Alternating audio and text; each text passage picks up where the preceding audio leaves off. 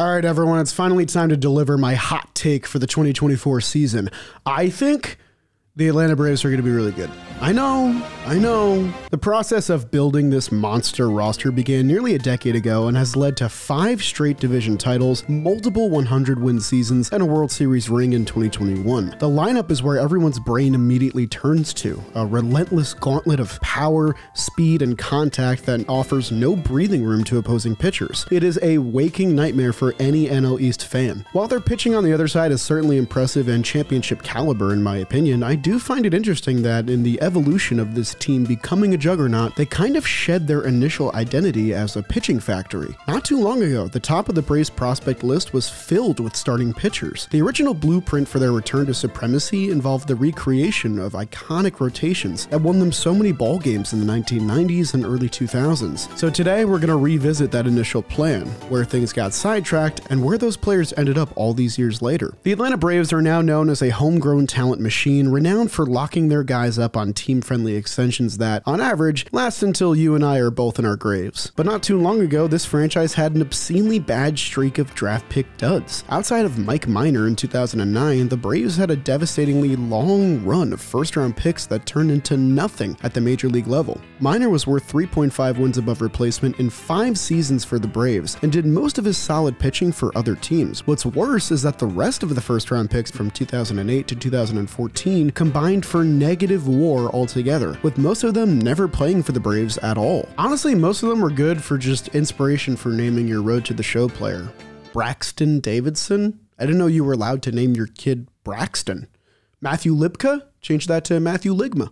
See what I'm saying? Though they did eventually snag Austin Riley in the 2015 draft, the prioritization of future top selections veered towards starting pitching talent. First, Michael Soroka, taken 28th overall in 2015. Then, Ian Anderson, taken 3rd overall in 2016. And finally, Kyle Wright, taken 5th overall in 2017. While the Braves lost at least 90 games in each of those seasons, they secured a talented farm system with high draft picks and selling trades. Yeah, you heard that right. There was a point in time where the Braves lost 90 games 3 years in a row. I just had to say it again to make sure it's real. Take me back to the night we met. This group of 3 stormed through the Braves affiliates and quickly became the faces of a new era in Atlanta. In 2019, the trio ascended to the top of Atlanta's prospect order, ahead of future All-Stars in Austin Riley and William Contreras, and the first one up was Michael Soroka. Early on in his minor league days, Soroka established himself as a workhorse. In his second year as a prospect at Single-A, he recorded 143 innings pitched over 25 starts. Then in 2017, he tossed 153 innings as he ascended to Double-A and Triple-A, representing the Braves in the Futures game and being named their minor league pitcher of the year. In May of the following season, Soroka got the call to make his major league debut against the New York Mets at Citi Field, and he didn't disappoint. He yielded just 1 run over 6 solid frames and secured his first win as a big leaguer. In the first 5 starts of his young career, Soroka pitched to a 3.51 ERA in 25 innings, allowing just 1 home run. But despite his pristine health up until that point, recurring shoulder inflammation plagued Soroka and landed him on the injured list. Though there was hope he could return at various points throughout the season, Soroka was officially shut down for the remainder of the year in August. It didn't end there, as aggressive weightlifting earlier in spring training of 2019 would force Soroka to also miss the entire month of March the following year as well. It took until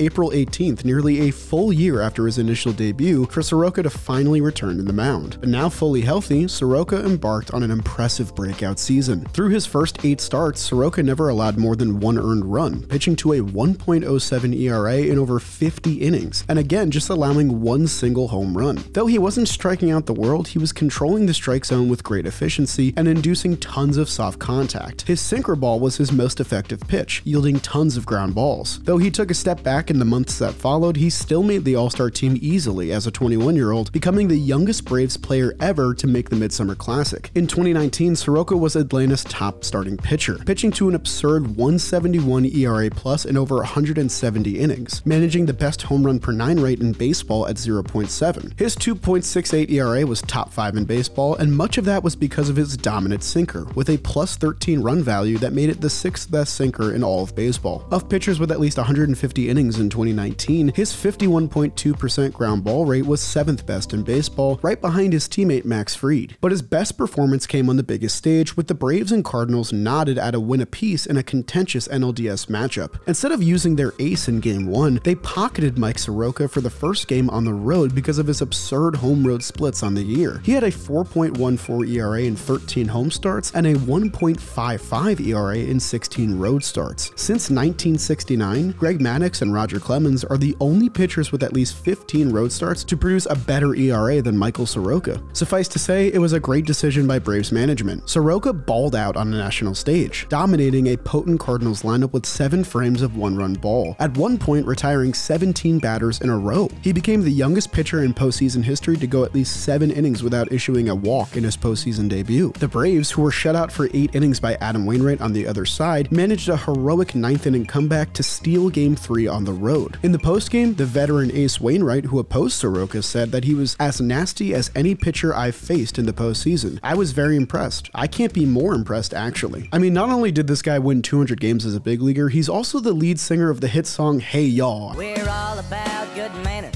and the kids better sit up straight.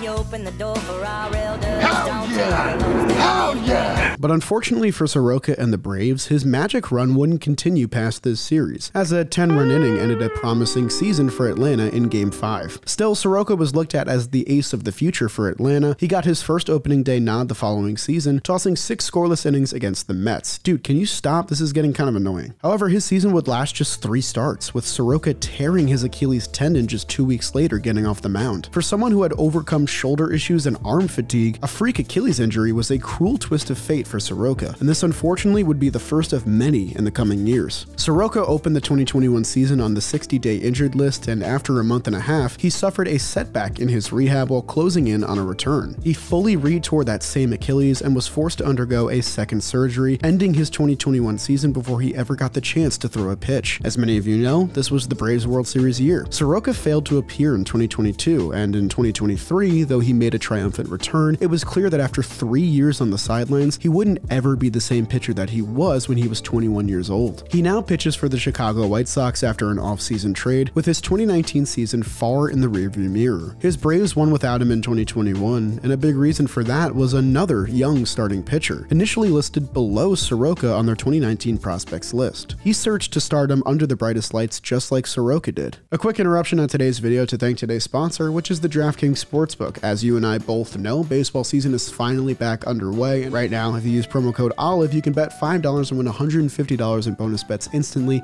and if sports betting is not yet legal in your state, you can still get in on the fun with DraftKings Daily Fantasy for a shot to win daily cash prizes. So if you're interested, use my promo code OLIVE. It's a great deal. You bet $5 of your own money, and you win $150 in bonus bets instantly at the DraftKings Sportsbook. Thank you to them for sponsoring today's video. Now let's get back to the story of these 3 Braves pitchers. While Soroka was staking his claim as the ace of Atlanta in 2019, Ian Anderson was blazing through the minor leagues, ready to join him at any moment. 4 years prior, he tied Steve Avery for the highest drafted Braves pitcher in franchise history, going 3rd overall in 2015. 2 years after Soroka represented the Braves at the Futures game, Anderson did the same. 2 years after Soroka was named Braves Minor League Pitcher of the Year, Anderson did the same. In 2020, for the first time ever, Ian Anderson and Michael Soroka were in the same rotation, but that only lasted for all of 1 week when Soroka went down with his injury. Ian Anderson, though, trudged onward. His big league debut went wonderfully, outdueling Garrett Cole by allowing 1 run in 6 innings and getting the win against a New York team, just like Soroka did in his debut. These similarities are going to continue. Anderson was excellent for the Braves, pitching to a minuscule 1.95 ERA over 6 starts during the 2020 season, which was 4th best among all pitchers with at least 30 innings thrown. He allowed just 1 home run along the way, just like Soroka did in his brief rookie campaign. And as if there weren't enough similarities with his would-be rotation mate already, Anderson also dominated in the spotlight during his first playoff starts ever. He silenced the Reds over 6 innings to outduel Luis Castillo and clinch the NL Wildcard Series. Then he did the same to the Marlins to beat out Pablo Lopez and win Game 2 of the NLDS. He allowed just 2 runs over 7 innings in 2 starts against the Dodgers in the NLCS. Though the Braves' run would end there in 7 games, Anderson established himself as as the next big thing in Atlanta's rotation, as fans eagerly dreamt of a rotation of him, Max Fried, and Michael Soroka when he finally returned. He embarked on his first full season in 2021 and got off to a roaring start. In his first dozen games, he managed a 3.26 ERA over 66 innings, and he looked destined to make his first All-Star game at age 23. But disaster struck in the second half. After getting shelled by the Marlins, Anderson hit the injured list with shoulder inflammation, sitting on the sidelines for 7 weeks. Upon his return, he pitched well in the final month of the season, though the Braves had to be very cautious with his pitch counts as they prepared for a postseason run. Overall, Anderson's 2021 stats landed in a decent spot, with a 3.58 ERA and 128 innings, good for a 121 ERA plus and a 5th place finish in National League Rookie of the Year voting. But the thing is, people don't remember his regular season much because of what he was about to do on a Braves October run that'll last forever. After a dominant run with no fans in attendance during their playoff run the year prior,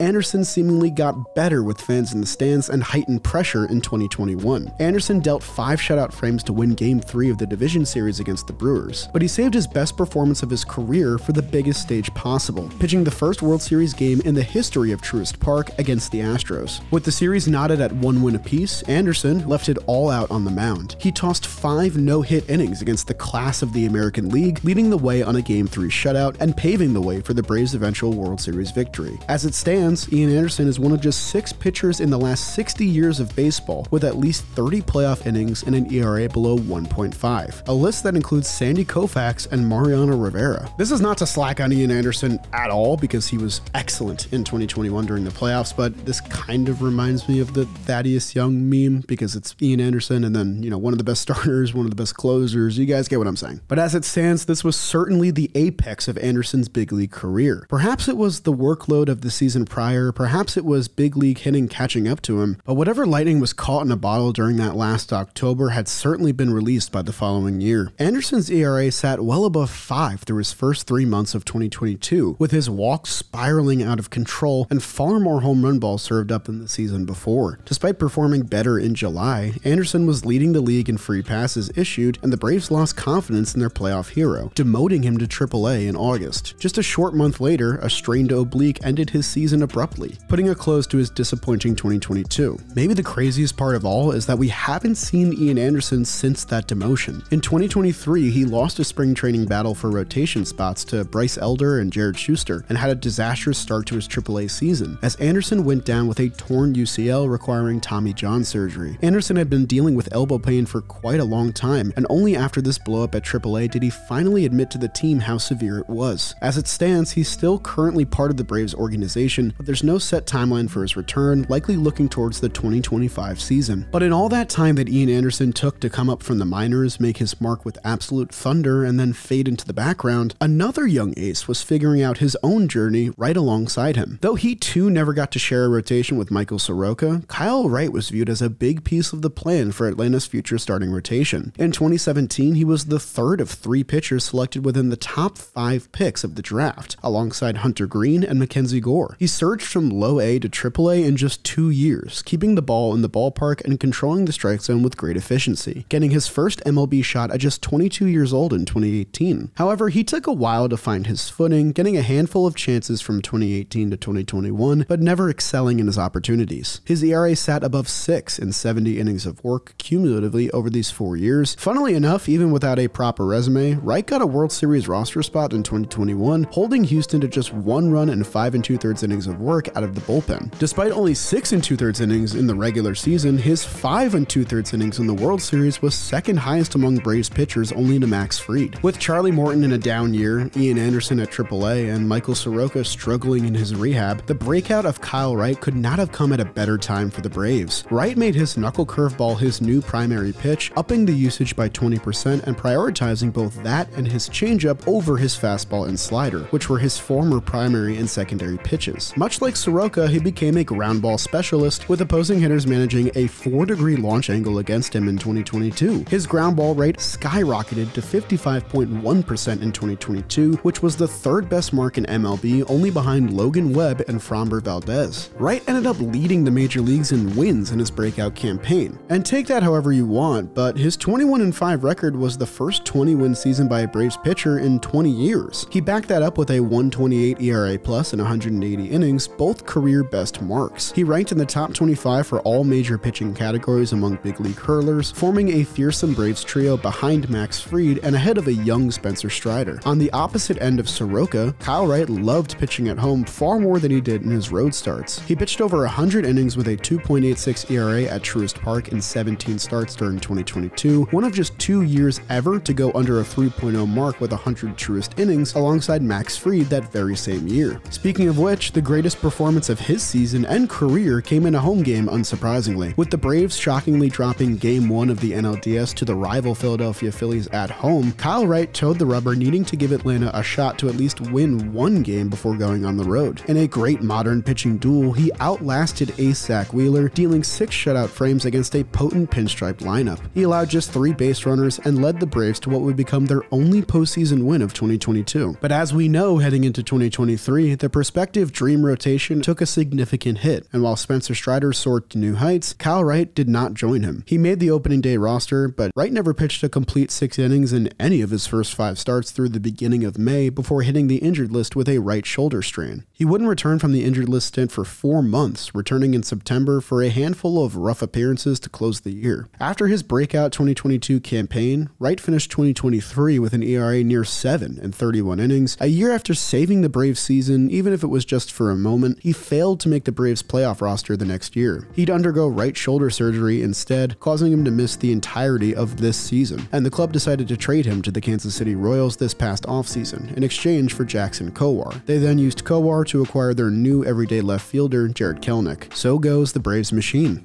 As it stands, 3 Braves who had the best pitching season in 3 of their last 5 seasons will not pitch for them this year. 2 of the 3 aren't even in the organization anymore, but perhaps the most messed up thing of all is that Atlanta will be totally fine without them. Still, it's hard to not play the what-if game with this trio of starting pitchers, as even one of them maintaining the level they pitched to in years past could take the Braves from an elite team with a great rotation to an elite team with an elite rotation. Imagine if they had all 3 healthy and still going strong. This might have been the greatest team ever assembled. But that'll do it for today's video. If you guys enjoyed it, make sure you leave a like on the video and subscribe to the Jolly Off channel. I'd really appreciate it. And I'll see you guys next time.